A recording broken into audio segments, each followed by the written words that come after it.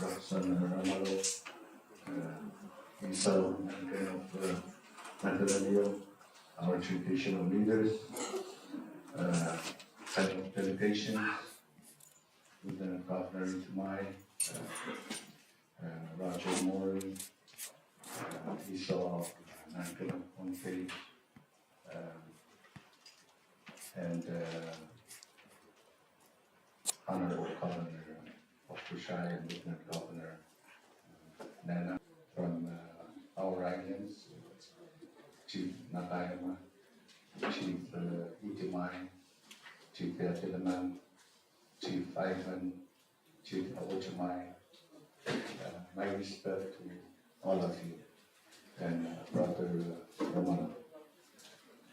What I will attempt to present to us this afternoon is about the energy projects that we administer at the Department of Resources and Development. Oh yeah, my respect to you, my boss, Secretary Akihata, sorry.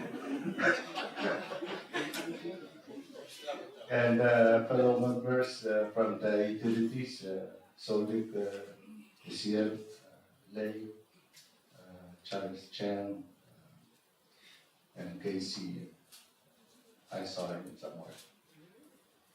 What I will do today or this afternoon is I will try to my best, given the limited time given to me, to discuss about the energy R&D under Aginaka's leadership.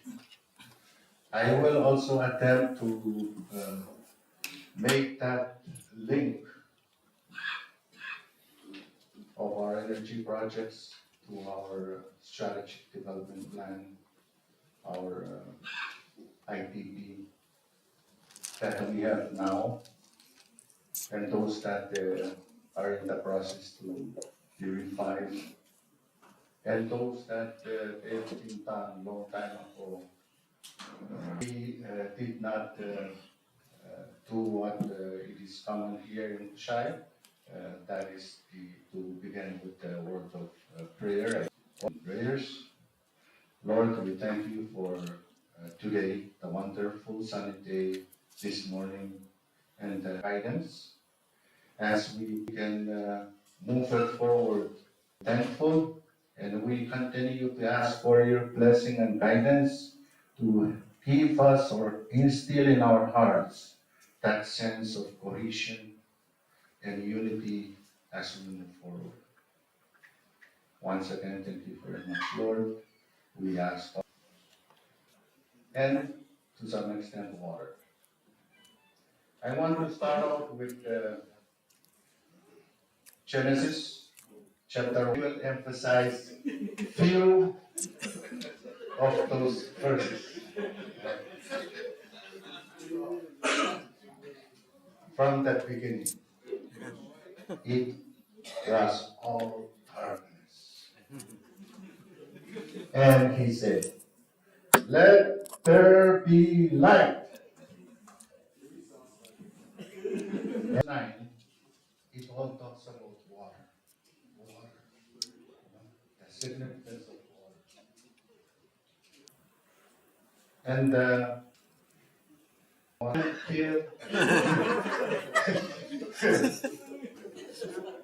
that's the one.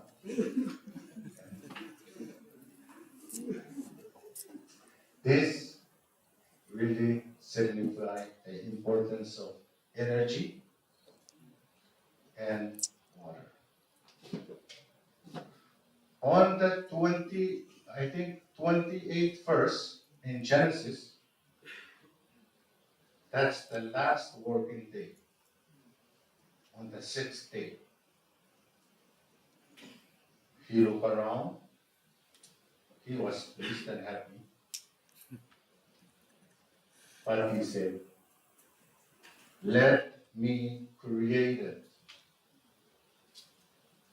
People, you and me, but in the Bible it says man, in my own image. That's verse 20.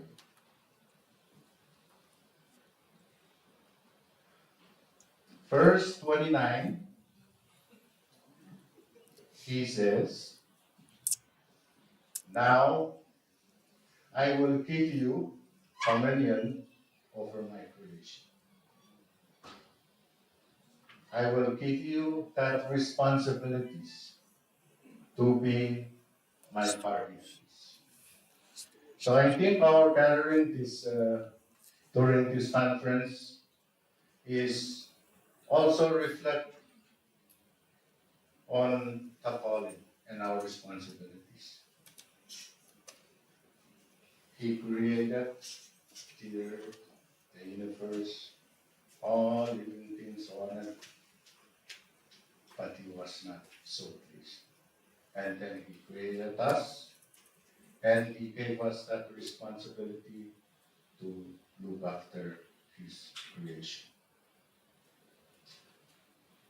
So I think that's our bearing from the biblical perspective, and then we will move into a little bit scientific. Okay?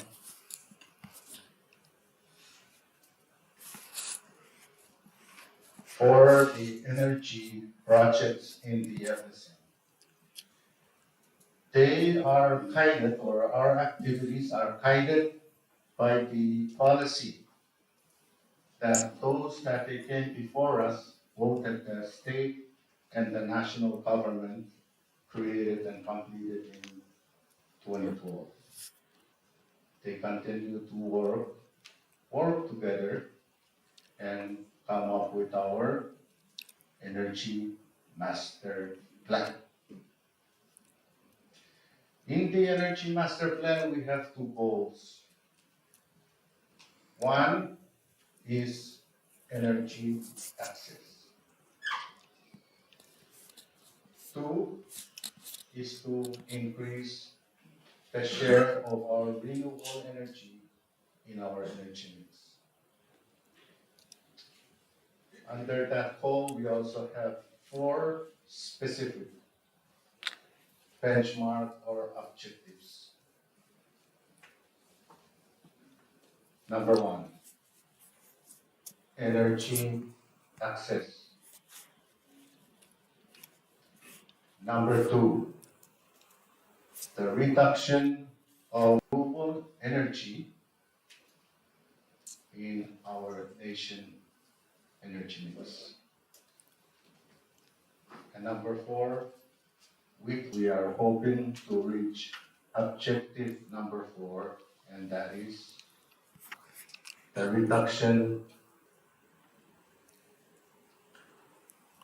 As I mentioned, we have our energy master plan that guides our activities.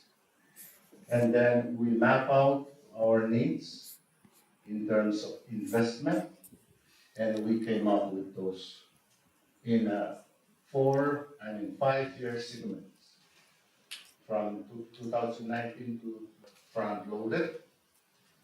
Second year cycle, that is 24 to 28, goes down to 58.2 million, 29 to 33, 64, increased slightly, and the last period from 2034 to 2037 is 65.6 million.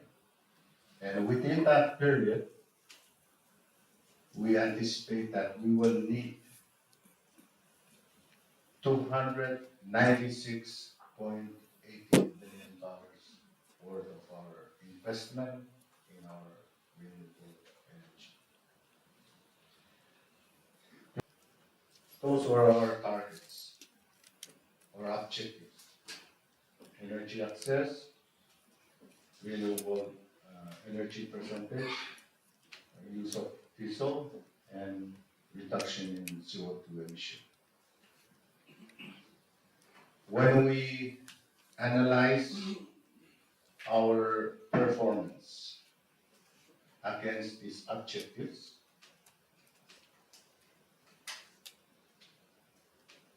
it is unfortunate that we underperformed. We did not meet those objectives. For our energy mix, it is clear here that based on our 2020 data, 2020, it's gonna be 49%.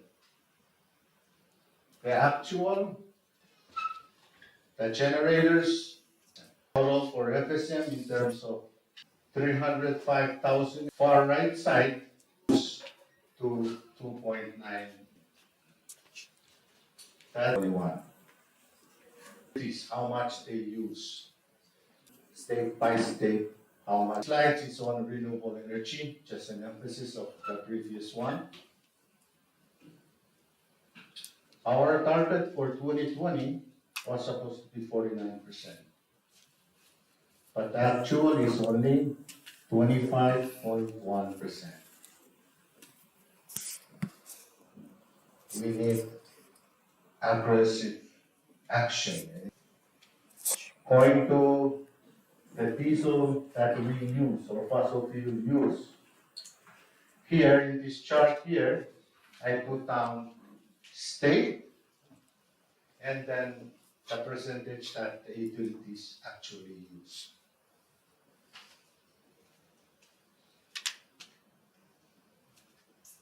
What we can of the fossil fuel that we use in the FSM compared to the other sectors, such as what? Transportation, agriculture, residential, okay? You name it, but I will in the next slide, I will show it to you.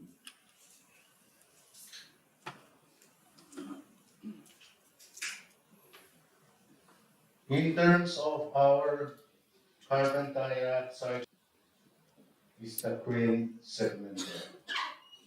It's 42%.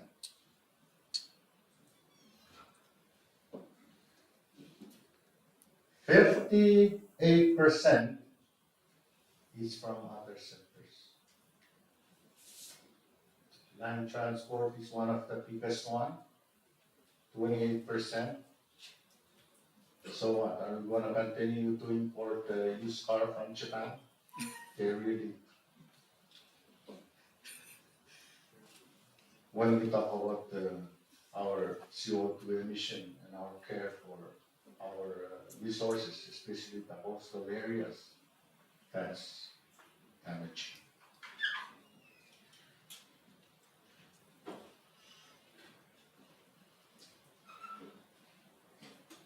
This graph, it shows that, for us to work together, be united, and help us to reduce and reach our international obligation from our NDC, Nationally Determined Contribution, as well as our SDG 7. We have for us to work together in the land transport system. We can look at other alternatives, and one of them that the staff prepared here as an alternative is the EV, but that does not. Our goal is to reduce our CO2 emissions. On our part is look at what they call it. We had our meeting, I think in our meeting, along with the utilities, because when we talk about renewable energy, we know that our distributing energy to our households in the States. And we look at options, how we can improve our performance to reach our objectives. And collectively, what we have done is based on the instructions from our state working group and the utilities is for us at the national level in close consultation with them to look at the other option, where we will include private sector in our efforts to increase the share of renewable energy in our grid system, national grid system. There are so many challenges. But I think if we combine our strength, share knowledge, the one above already gave us that responsibility. I will instill knowledge in you. You join us in this renewable energy adventure or exploration.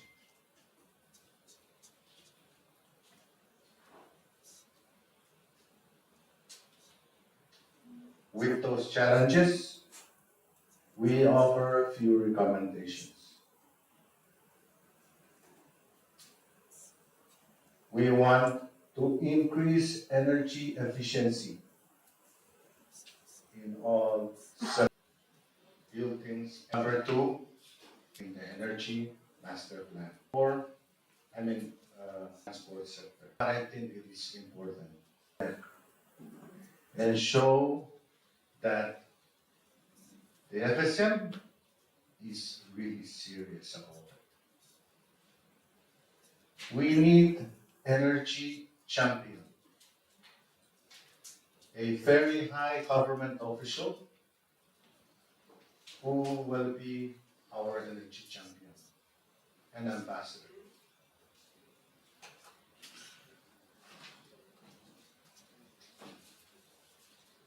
Number second to the last is, your support for what we have started, the public-private partnership, also known as IPP. The last one is for us to continue to seek external supports from our donor partners and bilateral partners. I think we have submitted a very humble request from the department to seek for your support and understanding for us to use a very small portion of that $140 million.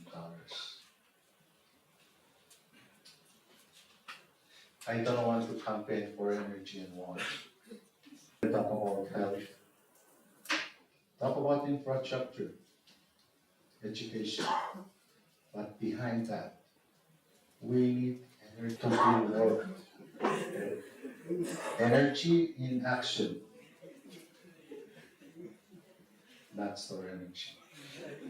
Otherwise, you consolidate the existing donor support that we have in the FSM, working in a friendly way and collaborative way with the education of what we have, and then use the model that we have done for the energy sector.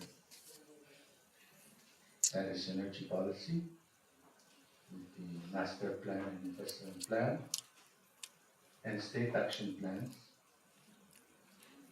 So that will be our guiding principles in developing this basic sector that our honorable political will, honest commitment from our government.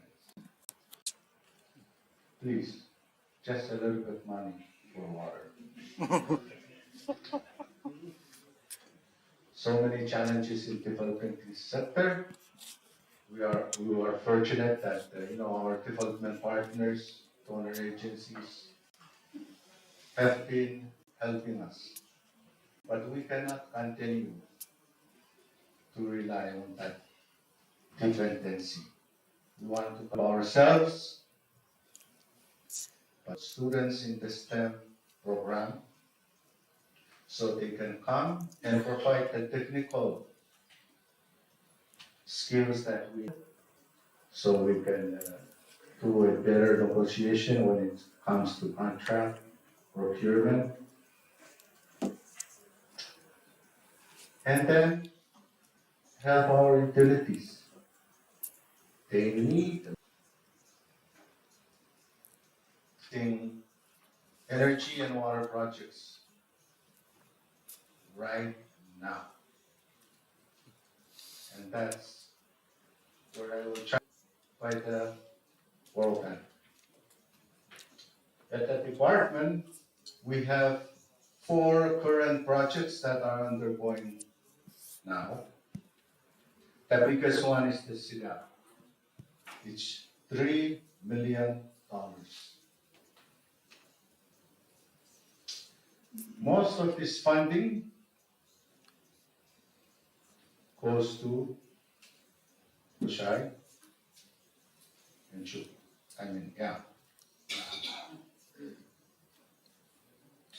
But, sorry, it's the other way around. For Chuk and Hulbi, the World Bank project.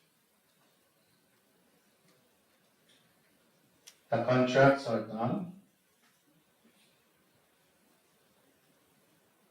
The one in Chuk contract is almost done. But for Conway, yes.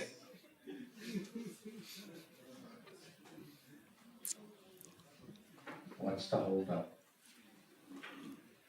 What's the bottleneck? Due diligence, social and environmental safeguards report. But we will not stop. We are working our hearts out. Just a little bit support from our leaders. We put in a very humble budget request from that 140.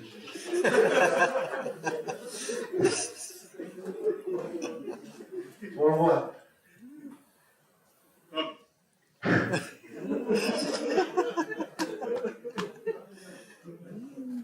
Help us to coordinate and administer this in a center learning environment within the FSM. Peer-to-peer collaborative and learning.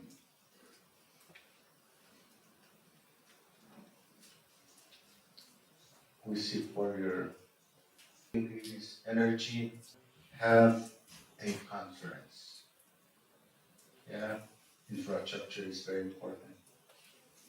Think about water and energy.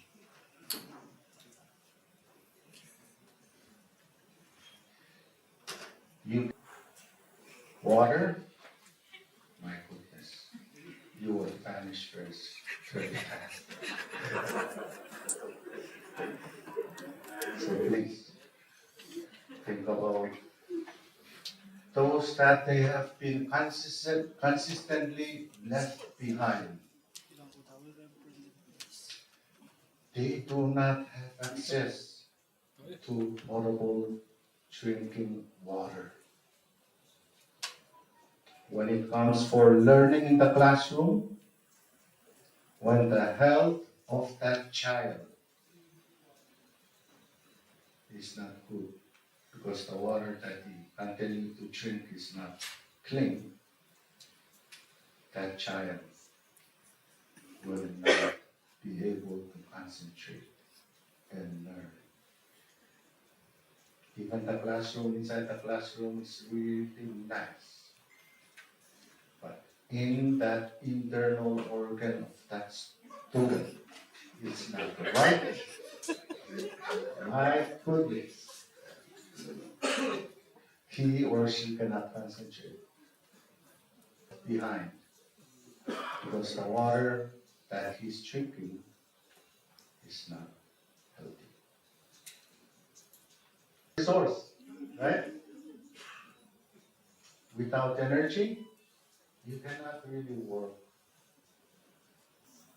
What allows you to do that? Energy. But we do not want that fossil fuel-based energy. It's disruptive to our environment, the creation. And he gives you that responsibility. Please, let's help the nation and the people to have a good livelihood. With that, ladies and gentlemen, wow, thank you so much.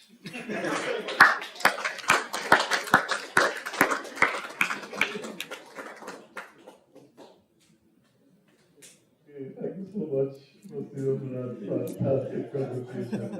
I was given awards down to that, trust me, you know. So just want to all of it in case there are any questions that people may have on the CDAP or the RDP. Any questions? Any questions? I don't think any question. Everyone's clear about which Bible this comes from when? Yeah? That's good. All right, thank you. Thank you.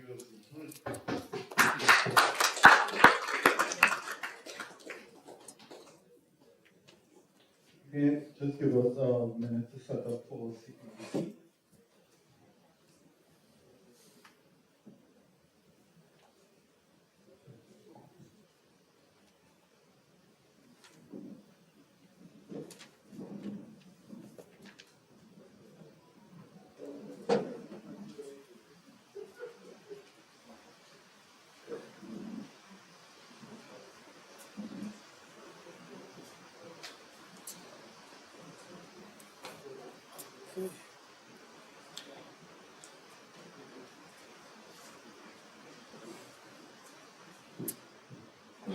Good afternoon. My name is Mayalong Hashirai. I'm from CPUC. Please allow me to pay my respects to all our leaders, traditional, state, national leaders that are here amongst us, and greetings to you all. I'm here to share our story of our Chuk water supply and sanitation project. And give, I was supposed to give the implementation status of this project. Before I do that, let me share a brief background to, or how we came to this project. CPUC, or CHUK, if you all know, handles power, water, and wastewater management in CHUK. We are proud to say that our power is stable now compared to years ago, where we all know how it was when we had brownouts, power for a few hours a day. It's not the case anymore. I'm proud to say that. When the new management, myself and my CEO, or I guess we asked ourselves, what can we do for CPUC? We know that our power is already stable, but what is there to improve on CPUC? And it's our water too. So that's why maybe in the books CPUC is good, but really if you break those 3 business units down, the power, our customers are paying for the water and sewer services that the island of Wada is currently receiving. This project is called CHUP, Water Supply and Sanitation Project, but it's really just focused on the island of Wada. As mentioned earlier, and as we all know, CHUK has 40 municipalities. Only The main island of water has utilities.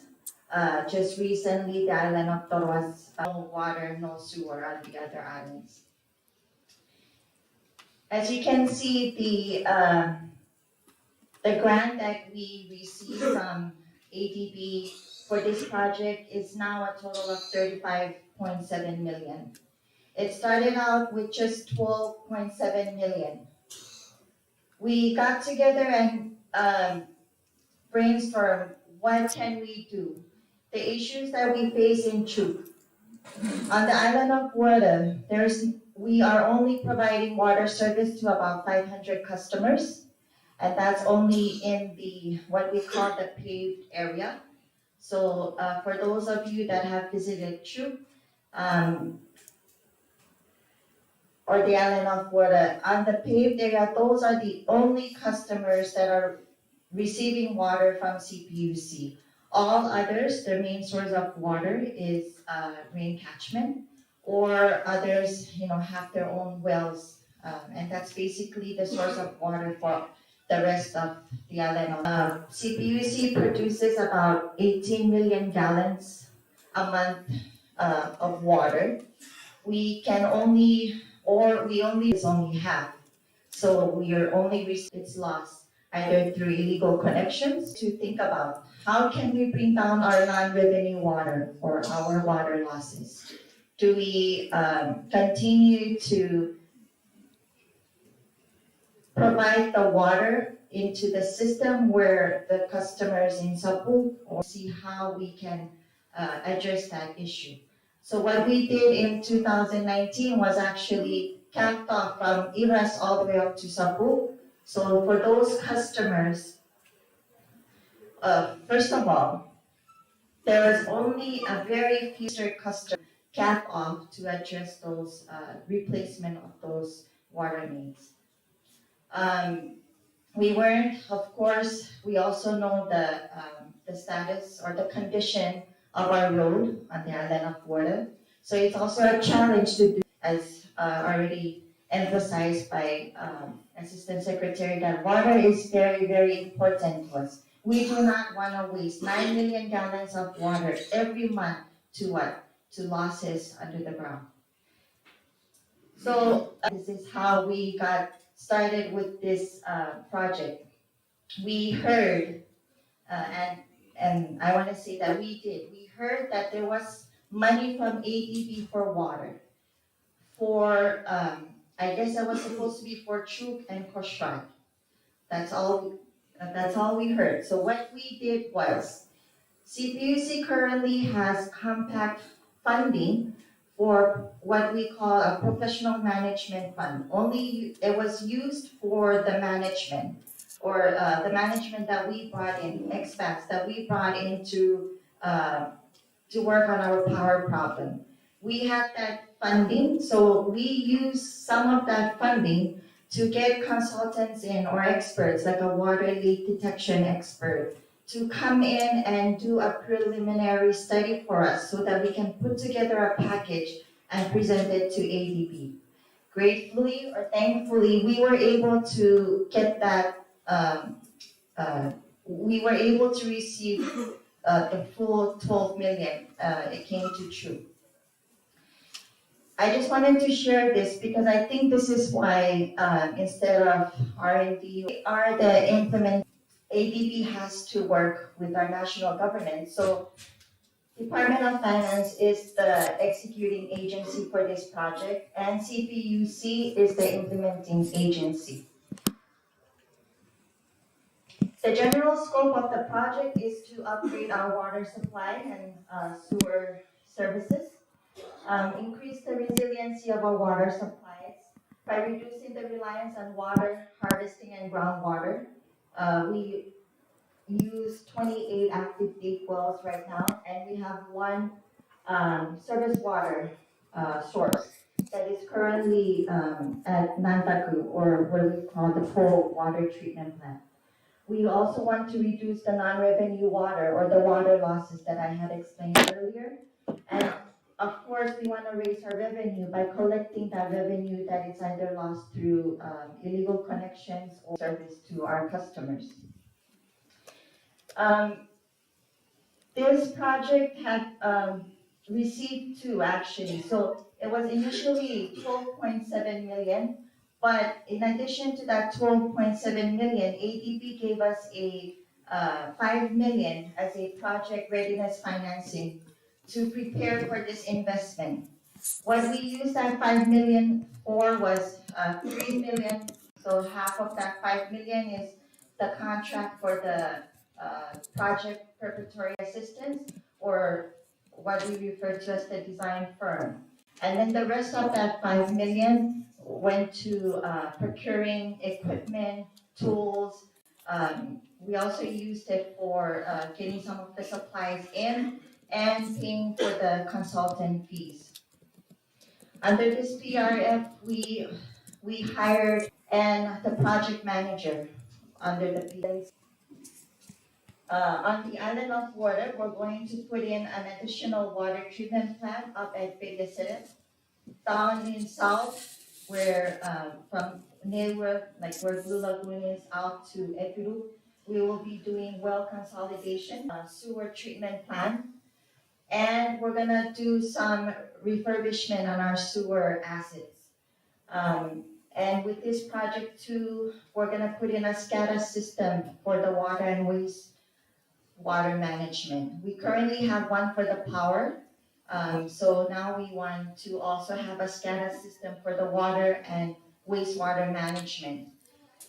In a nutshell, a SCADA system is being used, to receive additional funding to this, 12.7. Originally, they were talking about, approving additional 10 million to be added to this project.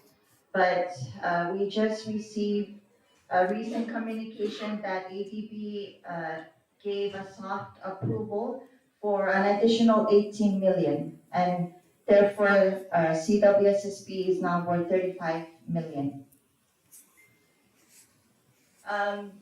Those three outputs that I mentioned, the design firm has put them into 5 packages. The first package will be the, water treatment plant, or, the Weejan River scheme up at Pilipinas. We're going to, the commissioning, date for this project is 2025. We're hoping to get the, contract awarded by August. We've already received for all the packages, the design firm has already provided the basis of design, for all the packages. The pictures here that I share, the top picture is, that's the Weejan River. The second one, that's our existing water treatment plant, clarifier that was put in by, the UNDP project. What we have at the bottom is, those are just pictures of what we want to have at this water treatment plant. There is an existing 1 million tank that is there, but the design now calls to demolish that 1 million tank. It's too large for the customer base, from Peria up to Sapu. So the plan now is to demolish that tank and put in, like smaller tanks like those, at the bottom there. The second package is now going to the south of the island. There is also an existing tank there, also another 1 million tank, but we are not going to use that tank. The design now calls to consolidate, some existing wells there, rehabilitate some existing wells there. So, we have old wells, like there's a picture here with a, compressor through the PRF, and we had in a firm from Australia, I believe. Drilling, no, I'm sorry, it's not Australia, Vanuatu. They're the ones that came in to do to do drilling to see if we need to do new boreholes or use the existing one. And once we're done, that used to be like an old deep well site. Most of our wells, the active deep wells are like the source of water source for our customers from Newa and out to every gallon of water. Their the target completion is also 2025. It's going to be broken down into two sections by sections, meaning put in the water main, do the connections, then move on to the next section, put in the water main, connect to the, have the customers connected. Part of the contract will be for the contractor to do the connections to the houses, to the customers. In this process, we will be able to capture who's not currently on the system and for existing and connect new customers. Package 4, I didn't put it up here, but package 4 alone is the procurement of the smart meters. What we currently have for Chuk is postpaid meters. It's very difficult for the utilities to collect on a bill. What we're currently doing is doing a monthly reading of the 500 plus customers, going house to house, reading these meters manually, coming back to the office, input the reading into the system, generate a bill, go back out and deliver these bills to the customers. And then these bills are not paid. They could be $7 for the whole month and you don't get paid for, it could be months before a customer pay their bill. A sewer for a customer that does not have water, that only connects to the sewer, they only get charged a monthly fee of $10 for residential. Even collecting our collection rate for the water and sewer is 200 plus days compared to, of course, our cash power.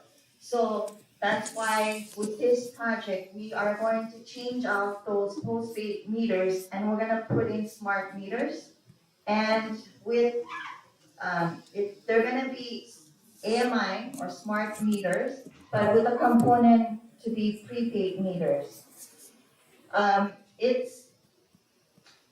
It's something that we had to weigh because smart prepaid meters is not that popular in the Pacific. We go to these conferences with other utilities, and the stories that they share about prepaid meters is that like their experience with prepaid water is working for them. After putting all this infrastructure in to improve our water and wastewater management service, the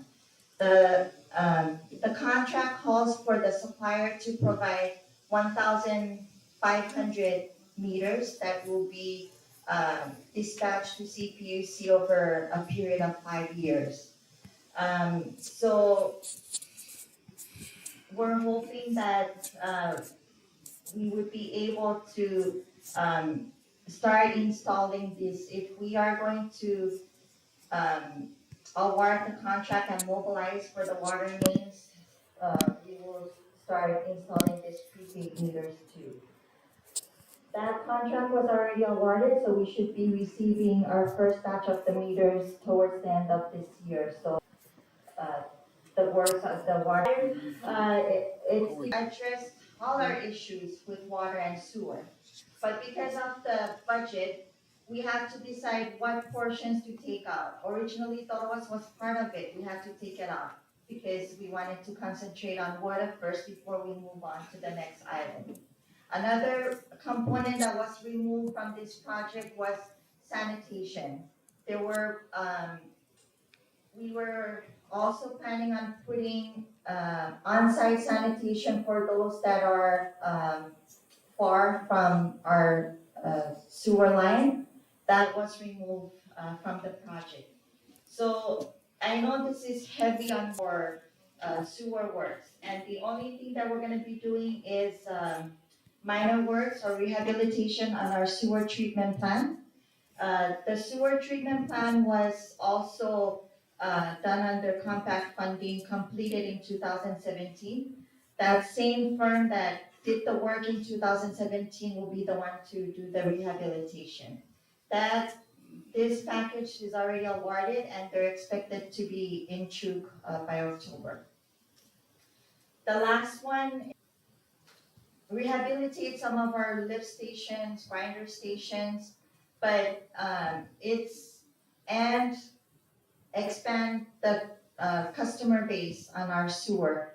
But this package is very dependent on the iodine of stormwater what was iodine? Capacity of our sewer treatment plant, we are getting from our customer, our registered customer. But then we learned that during heavy rainy season, our sewer treatment plant is, the capacity is overflowing because of the stormwater. And this is a lesson learned with DCI to ensure that with these upcoming road project, this is something very important to address because it affects the utility. Also, another thing with the stormwater, our people don't understand. They think that they see a sewer manhole and they can, do their drainage to that, not knowing that it's coming back to the sewer treatment plant. So we don't want to treat the stormwater. So what we're doing is, we have factor trucks. Those trucks have to be on standby in case that treatment plant overflows because of the heavy rain.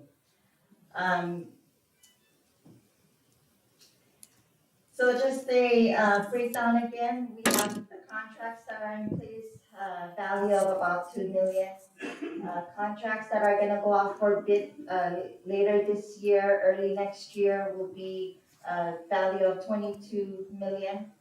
And then the contracts that are required to design because of the additional funding that will include Thoroas will be about 1.4. And we have set aside a contingency of 1.5 million. The benefits that we're getting as the implementing agency for a project this big is we're learning to do things that normally a project to that kind of capacity building. We're gonna be able to lower our NRW to 30%. It is currently at 50. In 2018 was in the high 60s. We're now down to averaging at 50% every month. The goal of this project is down to 30, and you might ask, why not 0? It's just you can't get your non-revenue water to 0. Just like how the power loss, if you're at 10%, that's great. Some utilities have more than 20% power loss, and for water, 30% is a very, I think, achievable goal. We're going to be able to, we're also enhancing our systems. We have under the PRF, one of the things that we have under review is our billing system,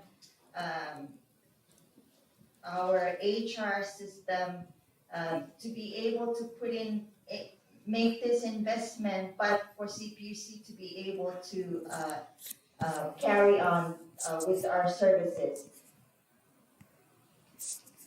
Here are some of the capacity building. We are doing survey. We don't have a certified surveyor, so we can do the work on the ground, but we still need to send off that um, the survey that we're doing on the ground to a certified surveyor. For example, Tim McVeigh, I think we all know who Tim McVeigh is because he seemed to be the only one doing surveys in the FSM. If you know of any other surveyors, please share with CPUC. We had our surveyor left CPUC but came back because we needed those topographical surveys to be completed, but we had no one to come in. We reached out to Guam, no one was interested. Reached out to others, it was something that we need. We have geotechnical training also. Under the during the pandemic, um, during the pandemic, we were able to do surveys. That's why we hired a surveyor. We were doing geotech work. How we were doing that was remote.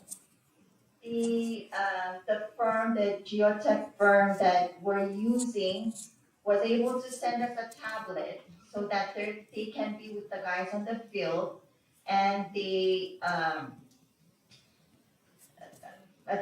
they're training them, but also giving the instructions via the tablet with them on the field.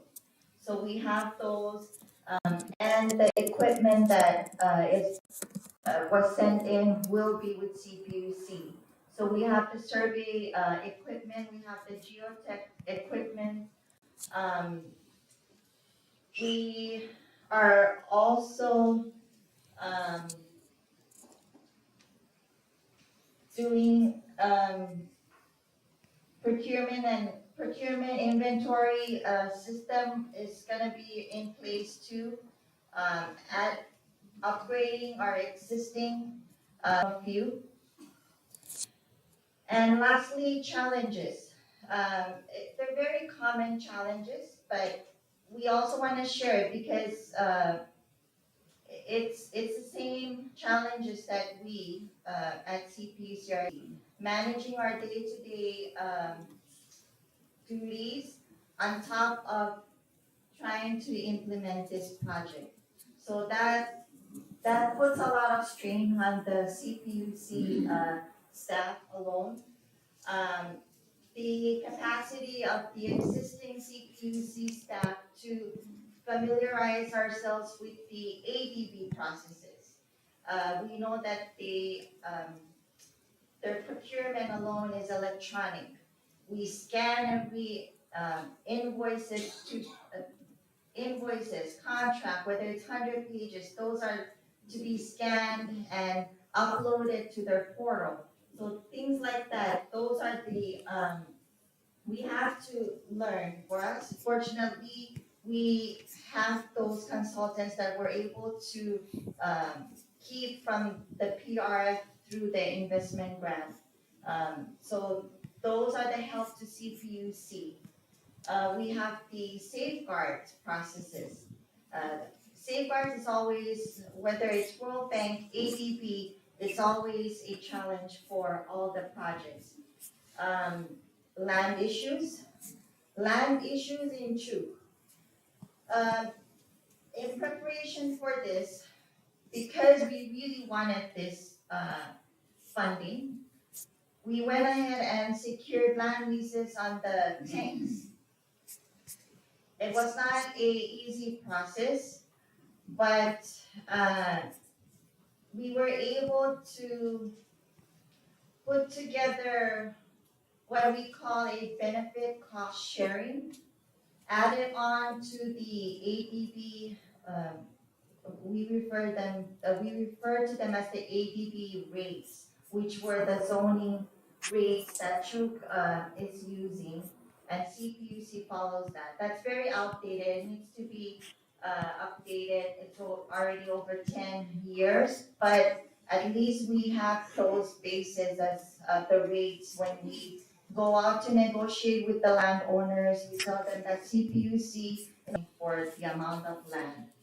But on top of that, in order to secure the lands, we added I think a 1% inflation rate to the existing ADP rates. And then on top of that, the benefit cost sharing. Just a little about the benefit cost sharing is the idea is that at the end of the project, once CPUC recovers its costs, we would be earning a profit from this project. And those landowners then that we secure those lands from will be able to benefit because they will be able to get some of that profit. Uh, uh, so that's our benefit cost sharing.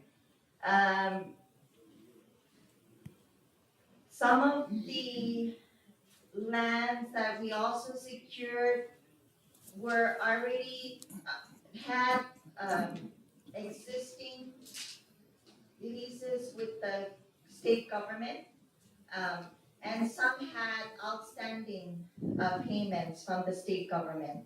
So we had to pay what was owed, and then for the 25 years. Most of our land leases are for 25 years. Another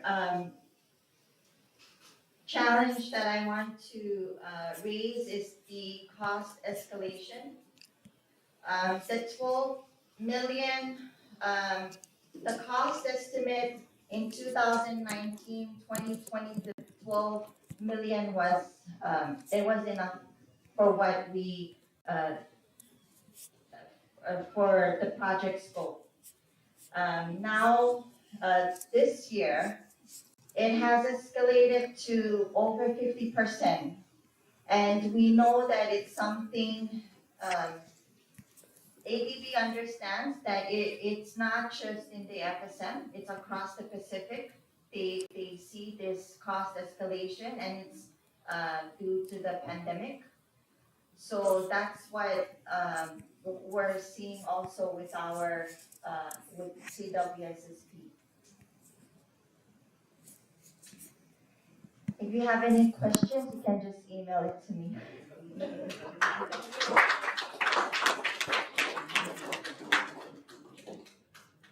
Thank you, Lynn.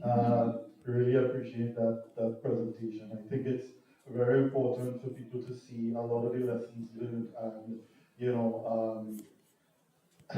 human service that you're doing in Chuk and challenges that you'll have and how you'll have surmounted it. So just before we go to break and then start the panel discussion section later this evening, we just want to open if there's any immediate questions anyone has for.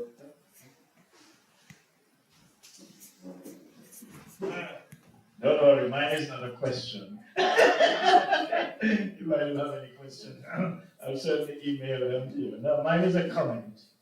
Actually, I just want us to recognize that the CPUC has done excellent work.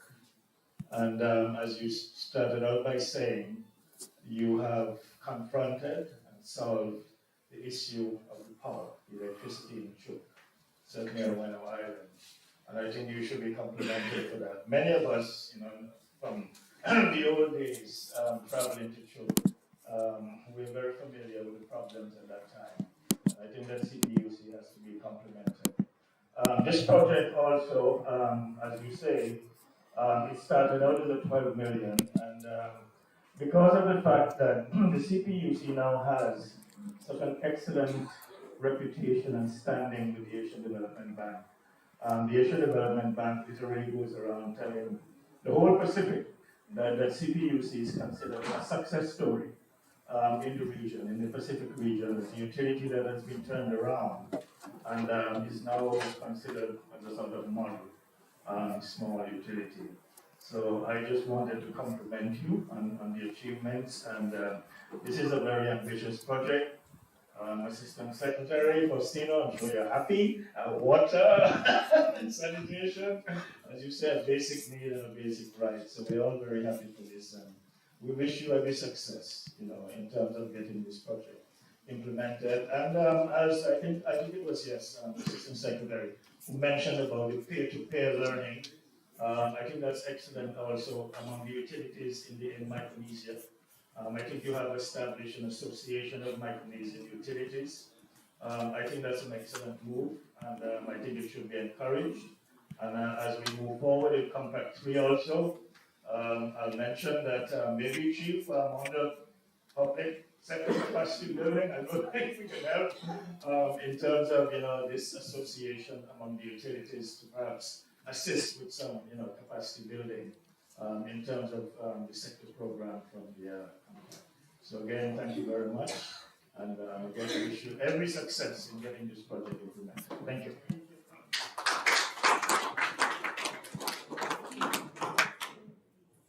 Any final questions?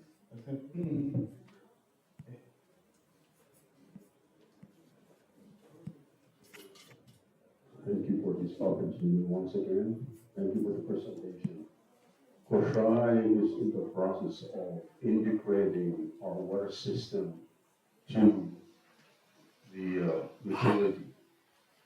Looking at the challenges that you have mentioned here, but I think I would like to ask a question, what is your recommendation on this? Do you think that we should incorporate or what's the word for that? Yeah, integrated these two projects together. Along with all the challenges, maybe there are some other challenges that we may face. But what is your recommendation on this? Thank you.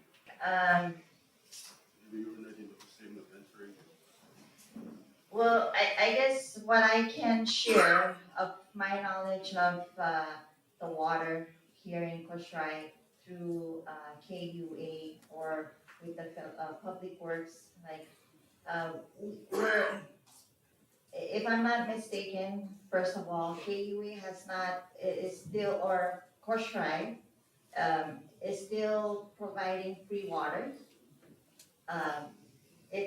I'm told that a big challenge for the utility or for the state of Kosrae is to sell it to the people. They're still very reluctant to pay for water, which we all think that it's something free. Why should they pay for the water when it's free? But I think what I can say is, or my recommendation as a fellow utility to, from the utility side, is that to be able to provide that service to your people, you have to, because we weren't collecting for water. Now that we are collecting for water and sewer, it's now our infrastructure that we have to deal with. We are not, what we're earning from water and sewer is not that much compared to power, but at least we know that we have that funding to maintain our water and sewer infrastructure. And I think that just coming from the utilities perspective, my only recommendation to Kosrae is that if you want to have, to expand your water services, provide reliable potable water to the people of Kosrae, you both need to be able to sell it to them, to pay something so that it can be sustainable and expand, unless the government will be subsidizing it. But I think we all know that we have to find a way to have ownership of it, and paying for it and being able to maintain it is ownership. Thank you, Lee. We will have another opportunity for much more in-depth discussions about that. Right now, we're going to be taking a break. We're going to be back at 3:45. Right now, it's 3:25. So we're going to be back at 3:45. And we're going to be setting up here for a panel discussion on Assistant Secretary's, favorite topic, water and energy. All right, so they will be chairing the discussions and having a panel discussion on exactly what you were talking about. So all the different utilities are going to come around the table and just discuss the different parameters surrounding that. Each of the panel discussions we're hoping to be between 30 minutes or 45 minutes, but we'll navigate that as we go along. So the first session after the break is going to be at 3:45, which is water and energy, hosted by.